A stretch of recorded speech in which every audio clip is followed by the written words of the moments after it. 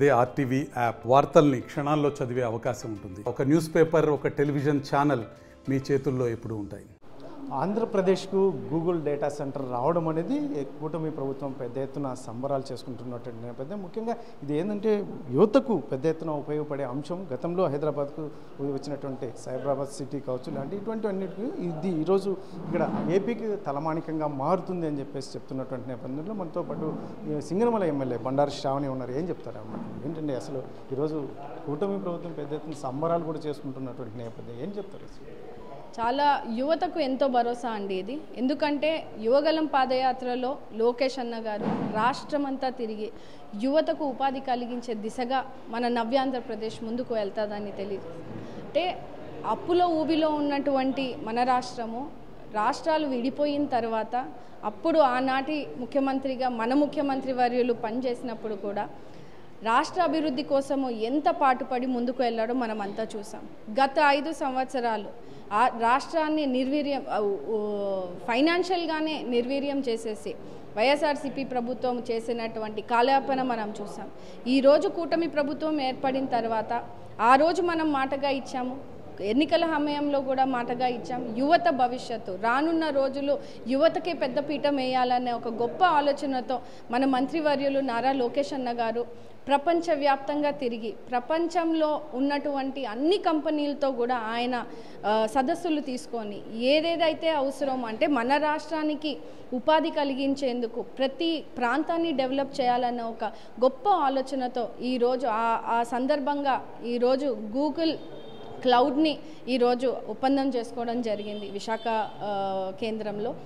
ఎంత అద్భుతమైన పరిస్థితి ఈరోజు రాష్ట్ర వ్యాప్తంగా చూస్తూ ఉన్నామండి. అంటే మనం ఇచ్చినటువంటి సూపర్ 6 పథకాలు అయితేనేమే కానీ, ఈరోజు ఇవ్వనటువంటి గ్రామీణ ప్రాంతాల్లో ఉన్నటువంటి అభివృద్ధి అయితేనేమో కానీ, ఈరోజు రాష్ట్రాన్నే ముందుకు అడుగులేయాలంటే ఒక ప్రపంచ పట్టణంలోనే మనము ఆంధ్రప్రదేశ్ ఒక ఐటీ హబ్గా మార్చాలి అనే ఒక గొప్ప ఆలోచన. అంటే అడ్వాన్స్ టెక్నాలజీ అంటే ఒక ఏఐ హబ్. ఈరోజు క్వాంటమ్ వ్యాలీ నుంచి ఈరోజు ఏఐ డేటా సెంటర్స్ని తీసుకొని రాగలిగే సత్తా ఉన్న విజనరీ లీడర్ మన ముఖ్యమంత్రి చంద్రబాబు నాయుడు గారు, లోకేష్ అన్న గారు. ఎందుకంటే హైదరాబాద్ని మనం చూసామండి, ఆ రోజు ఐటీ హబ్గా మార్చి ఈరోజు లక్షలాది మంది కుటుంబాల్లో వెలుగుని నింపిన ముఖ్యమంత్రి చంద్రబాబు నాయుడు గారు. అదే దిశగా ఈరోజు మంత్రివర్యులు లోకేష్ అన్న గారు ప్రతిరోజు నిరంతరం అహర్నిశలు ఈరోజు ఉపాధికి అవకాశాలు తేవాలని, శ్రీకాకుళం నుంచి చిత్తూరు వరకు ప్రతి ప్రాంతాన్ని అభివృద్ధి చేయాలని ఒక గొప్ప ఆలోచనతో ఈరోజు ముందుకు తీసుకెళ్తా ఉన్నారు. అందులో భాగంగానే ఈ డేటా సెంటర్ ఏదైతే క్లౌడ్ గూగుల్ క్లౌడ్ని మనం ఈరోజు ఒప్పందం చేసుకున్నాము. ముఖ్యంగా ఈ డేటా సెంటర్ గ్రామీణ ప్రాంతాల్లో ఉన్నటువంటి ఆర్థిక వ్యవస్థను బలోపేతం చేసే అవకాశాలు ఉంటాయని, ముఖ్యంగా మనకి వ్యవసాయ రంగంలో కానీ విద్యా వైద్య రంగాల్లో కూడా గ్రామీణ ప్రాంతాల్లో ఈ హబ్ని చాలా ఉపయోగపడుతుందని, బలోపేతం అయ్యే అవకాశాలు ఉన్నాయని తెలియజేస్తూ ఉన్నాము. వైఎస్ఆర్సీపీ ప్రభుత్వము ఇలాంటివి ఏవి అభివృద్ధి చేసే ముందుకు తీసుకెళ్లాలనన్నా వాళ్ళు ఏదో డ్రామాలు వేయడానికి ఈరోజు బయటికి వచ్చి మాట్లాడుతూ ఉన్నారు. గతంలో వాళ్ళు ఏం చేశారు, ఎలాంటి సంస్థల్ని తీసుకొచ్చారో తీసుకురమ్మని అంటే ఎవ్వరూ బయటికి రారు. ఈరోజు ఇంత మొత్తంగా ఆరోపిస్తున్నట్టు జిమ్మిక్కులు చేయడం కూటమి ప్రభుత్వానికి మొదటి నుంచి అలవాటే. ఇటువంటివన్నీ మొదటి నుంచి కూటమి ప్రభుత్వం ఏర్పడినప్పటి నుంచి కూడా ఇలాగనే జిమ్మిక్కులు చేస్తూ వెళ్తుంది అనేది ఒక వారి వాదన. జిమ్మిక్కులు ఏంటంటే మేము స్వయంగా చూపిస్తూ ఉన్నాం కదా, నెంబర్లతో సహా చూపిస్తూ ఉన్నాము. అంటే దాదాపు 1,33,000 కోట్ల రూపాయలతో ఈ ఒప్పందం జరుగుతూ ఉంది, ఎంఓయూ జరిగింది. అండ్ 2 లక్షల మందికి ఉపాధి కలిగించే విధంగా ఈ గూగుల్ క్లౌడ్ మనకి ఉపయోగపడుతుందని ఈరోజు అంతర్జాతీయ పేపర్లలో కూడా వచ్చే పరిస్థితిని మనం చూస్తూ ఉన్నాము. ఎందుకు ప్రభుత్వం ఏర్పడిన తర్వాత మనం చూసుకున్నాం, ముఖ్యమంత్రి వర్యులు నారా లోకేష్ అన్న గారు ఎక్కడ ప్రపంచంలో సదస్సులు జరిగినా అంటే ఉపాధి అవకాశాల కోసము ఎక్కడ ప్రపంచంలోనే ప్రసిద్ధిగాంచిన కంపెనీలని వాళ్ళు కలవడం జరుగుతూ ఉంది. అవన్నీ అబద్ధాలు కావు కదనండి. నిజంగా ఈరోజు గూగుల్ క్లౌడే ఒప్పుకున్నారు. మాతో ఒప్పందం జరిగింది. దాదాపు 1,33,000 కోట్లతో మేము ఈరోజు ఒప్పందం చేసుకున్నాము. 2 లక్షల మంది యువతకు ఉపాధి కలిగించే దిశగా ఈ సంస్థ ఉపయోగపడుతుంది అని కూడా తెలియజేశారు. ఇవన్నీ కూడా వైఎస్ఆర్సీపీకి మామూలే.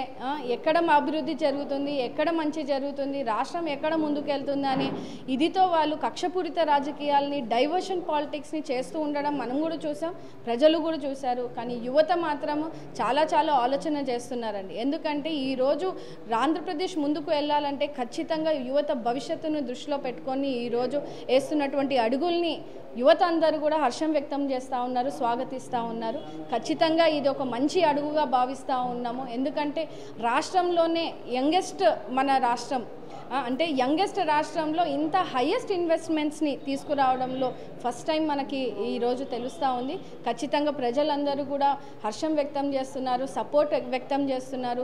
ప్రపంచంలోనే ఈరోజు విశాఖ వైపు చూసే విధంగా కూడా అక్కడ అభివృద్ధి జరుగుతూ ఉంది. వికేంద్రీకరణ పరిపాలన అంటే అభివృద్ధి పరిపాలనని ఏంటా అనేది మనం చూపిస్తూ ఉన్నాం. గతంలో వైఎస్ఆర్సీపీ ప్రభుత్వం మీరు చూశాడు, 3 ప్రాంతాలను అభివృద్ధి చేస్తానని ఒక్క ఇటుక కూడా పేర్చిన పాపన్న పోలేదని, ఉన్న సంస్థల్ని తరిమేశారు, ఉన్న గవర్నమెంట్ బిల్డింగ్లని అమ్ముకున్నారు, లోన్లకు పెట్టేశారు, అద్దెకు పెట్టేశారు. ఇన్ని రకాలమైన విధ్వంసాన్ని గురి చేసినటువంటి వైఎస్ఆర్సీపీ ప్రభుత్వానికి మాట్లాడే అర్హత కూడా లేదని తెలియజేస్తున్నాను. వైజాగ్ అనేది రాబోయే కాలంలో నెక్స్ట్ జనరేషన్కి అద్భుతమైన అవకాశాలను కల్పించే వేదిక కానుందా రాబోయే కాలం? డెఫినెట్గా అండి. అదొక సిటీ ఆఫ్ డెస్టినేషన్ అని మనం ఎప్పుడూ అనుకుంటూ ఉంటాం.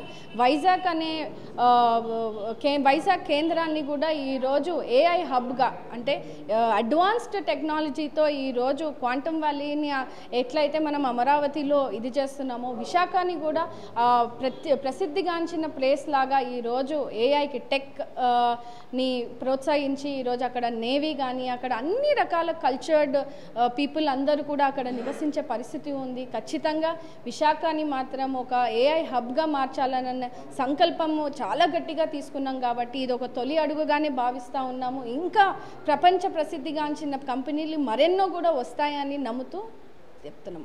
ఇప్పుడున్న పరిస్థితుల్లో రాష్ట్రంలో పెద్ద ఎత్తున చర్చ జరుగుతున్న లిక్కర్ స్కామ్ అనేది వైసీపీ ఒకటి చెప్తుంది, కూటమి ప్రభుత్వం చెప్తుంది. ఇటువంటి పరిస్థితుల్లోనే ఏకంగా ఏదైతుందో జోగి రమేష్కి సంబంధించి A1కి సంబంధించి ఈరోజు వాట్సాప్ ఏదైతే ఉందో వారి మధ్య జరిగిన సంభాషణ కూడా బయటకు వచ్చిన నేపథ్యం దీన్ని ఎలా చూస్తారు? ఇలా చూసేదేం లేదండి, వాస్తవాలన్నీ కూడా బయటకు వస్తూ ఉన్నాయి, చూస్తూ ఉన్నారు. దీని మీద సెట్ కూడా వేయడం జరిగింది. ఖచ్చితంగా విచారణ జరుగుతుంది. తప్పు చేసిన ఎవరైనా కూడా వదిలే ప్రసక్తి లేదని ముఖ్యమంత్రి వారు చంద్రబాబు నాయుడు గారు కూడా తెలియజేయడం జరిగింది. ఖచ్చితంగా మన ప్రభుత్వంలో, కూటమి ప్రభుత్వంలో ఇలాంటి పనులకు కానీ కార్యక్రమాలకు కానీ డెఫినెట్గా మనము సపోర్ట్ ఇచ్చేది ఉండదు. ఖచ్చితంగా దీని మీద విచారణ జరుగుతుంది. ఖచ్చితంగా నిందితులను అరెస్ట్ చేసే విధంగా కూడా చర్యలు తీసుకుంటారని తెలియజేస్తున్నాను. సింగనమల ఎమ్మెల్యే బండారు శ్రావణి అభిప్రాయం మొత్తం మీద అయితే మాత్రం ఆంధ్రప్రదేశ్కు గూగుల్ సంస్థ రావడం ఇది ఒక అసెట్.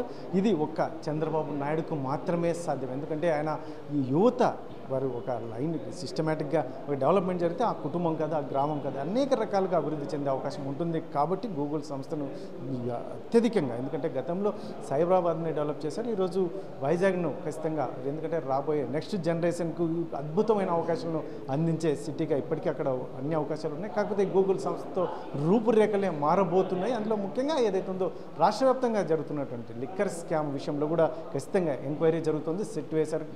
దీంట్లో ఎవరు దోషులైనా వారిని వదిలిపెట్టే ప్రసక్తే లేదు. ఎందుకంటే అటువంటి వాటిని ముఖ్యమంత్రి చంద్రబాబు నాయుడు ప్రోత్సహించే పరిస్థితి లేదు అని చెప్పేసి సింగనమల ఎమ్మెల్యే బండారు శ్రావణి చెప్తున్నటువంటి నేపథ్యం.